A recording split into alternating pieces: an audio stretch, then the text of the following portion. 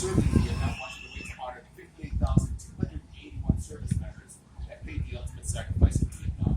15,281. That's a lot of lives that were lost or missing in action. It's not only men, but women.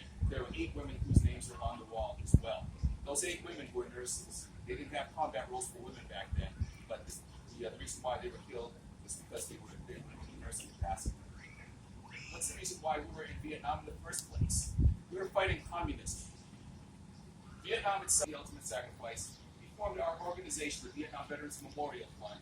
They raised over $8 million, and it was all public funds, public donations. Average donation was about $20 at that time. So they raised over $8 million. They had a competition to see who could make the best design to be placed at the mall in Washington. That design was actually won by a 21-year-old architectural student by the name of Maya Lin, who was from Yale University. Her design was submitted along with over 1,400 other designs, and during the course of one weekend in Andrews Air Force Base in an aircraft hangar, all of those designs were judged. All 8 judges unanimously chose hers. They didn't know who she was because it was a blind choosing. Everybody's name was placed inside of an envelope along with next to their design itself. So they didn't know who actually won.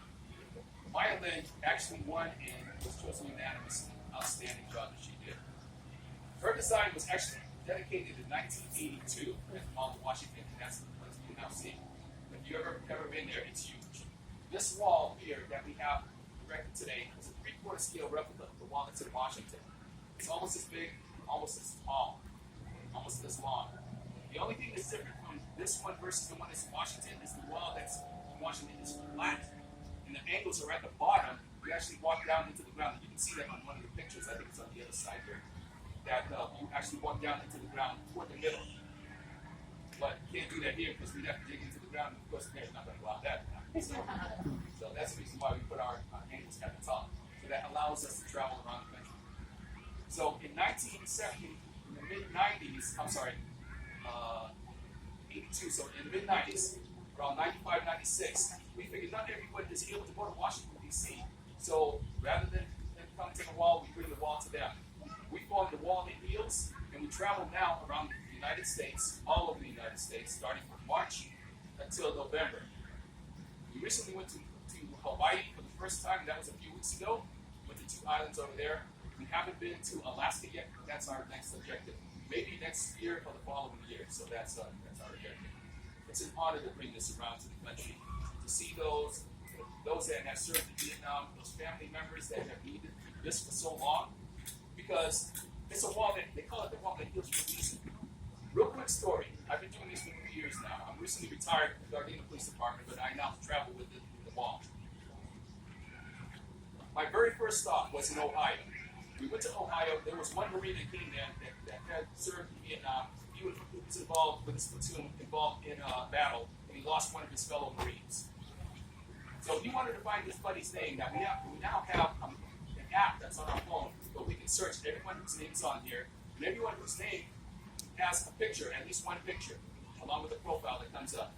I searched for his buddy's name because he didn't know how to spell it, but using the app, you could use different ways of searching for it, and I found his buddy's name.